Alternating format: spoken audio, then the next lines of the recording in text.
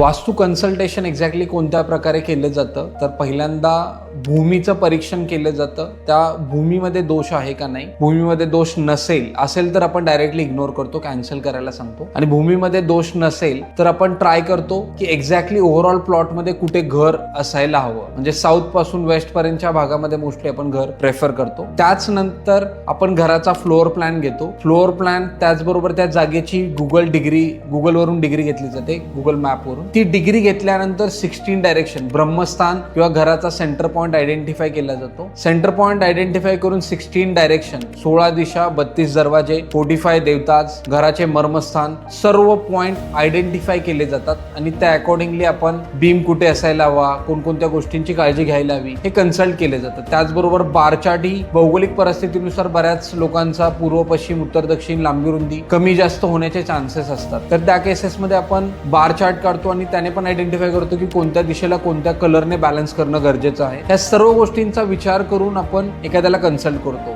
जुनी प्रॉपर्टी असेल तर आपण प्रॉब्लेम बेस्ड सोल्युशन देण्याचं काम करतो. स्पेसिफिक प्रॉब्लेमच्या बेसिसवर आपण काम करतो. जसं की फायर ऍक्सिडेंट लॉसेस होत आहेत, कन्सीव्ह होत नाहीये किंवा कन्सीव्ह होतोय बट गर्भ टिकत नाहीये किंवा कोणत्याही प्रकारचे घरामध्ये वाद होत आहेत, अभ्यास होत नाहीये, मानसिक तणाव आहे, अतिविचार होते, म्हणजे कोणत्याही प्रकारचा प्रॉब्लेम असेल तर तो वास्तूमधून आपण आयडेंटिफाय करू शकतो आणि त्याच्यावर सोल्युशन देऊ शकतो. पण त्यासाठी डिटेल स्टडी करणं गरजेचं आहे.